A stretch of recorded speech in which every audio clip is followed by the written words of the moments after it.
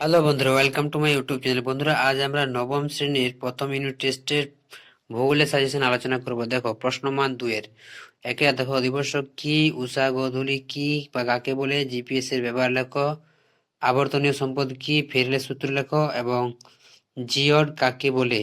তো দেখো, এগুলো হচ্ছে তোমাদের 2 নম্বরের প্রশ্নমান 2-এর প্রশ্ন। এগুলো কিন্তু ভালোভাবে করবে। এরপর চলে যাই আমরা পরের পেজে। দেখো, এখান থেকে জিপিএস এর ব্যবহারটি অবশ্যই করবে। এরপর দেখো 2-এর পেজে কি লেখা আছে, দেখো, জলবিষুব কি, ছায়াবৃত্ত কাকে বলে, দিগন্ত রেখা কাকে বলে, পুনর্ভব সম্পদ কি, সূর্যের দৈনিক আপাত গতি বলতে কি বোঝো, সাগর সম্রাট ও সাগর বিকাশ কি। তারপর দেখো, আকরিক লোহার ব্যবহার লেখো, সম্পদ কাকে বলে, রবিমার্গ কি, কোক কয়লা কি বা কাকে বলে, মেরুজ্যোতি কাকে বলা হয়, করিওলিস বল কি, বামন গ্রহ কাকে বলে, সূর্যের দৈনিক আপত গতি বলতে কি বোঝো।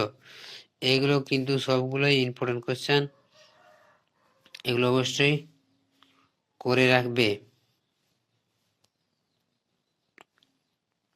এরপর চলে যাই আমরা পরের পেজে। দেখো, প্রশ্নমান 3, আবর্তন গতির ফলাফল লেখো, অপ্রচলিত শক্তির ব্যবহার ক্রমশ বাড়ছে কেন, পৃথিবীর অভিগত গোলাকৃতি সপক্ষে জন রিচার্ডের পর্যবেক্ষণ লেখো, সম্পদের বৈশিষ্ট্য লেখো, খনিজ তেলের ব্যবহার লেখো, আবর্তন গতি আমরা অনুভব করতে পারি না কেন।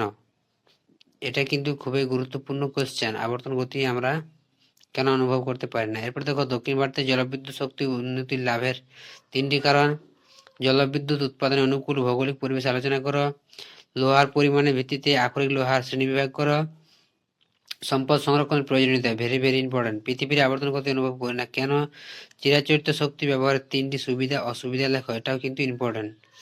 তো এখান থেকেও এই প্রশ্নগুলো অবশ্যই করে যাবে। তারপর আমরা যাই পরের পেজে। দেখো, পার্থক্য লেখো। দেখো, অপসুর অনুসুরের অবস্থার পার্থক্য ইম্পর্টেন্ট, কর্কট ক্রান্তি মকর ক্রান্তির পার্থক্য, কুলীন গ্রহ বামন গ্রহের মধ্যে পার্থক্য, পুনর্ভব অপুনর্ভবের মধ্যে পার্থক্য, প্রচলিত অপ্রচলিত শক্তির মধ্যে পার্থক্য এবং আবর্তন গতি ও পরিক্রমণ গতির মধ্যে পার্থক্য লেখো। তো এখানে তোমাদের মোট 6টি পার্থক্য আছে।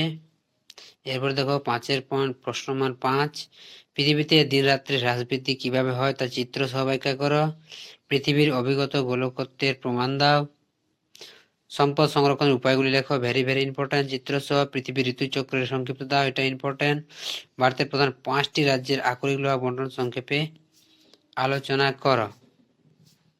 এই প্রশ্নগুলো কিন্তু অবশ্যই করে রাখবে ফার্স্ট ইউনিট টেস্ট বা প্রথম পর্যায়ক্রমিক মূল্যায়নের জন্য।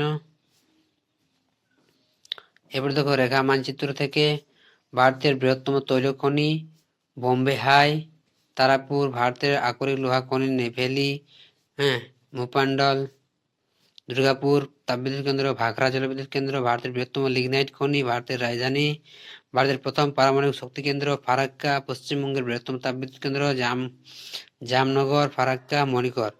এগুলো কিন্তু তোমাদের ম্যাপের মধ্যে দেখাতে হবে। এটা হচ্ছে রেখা মানচিত্র। তো বন্ধুরা, এই ছিল তোমাদের নবম শ্রেণীর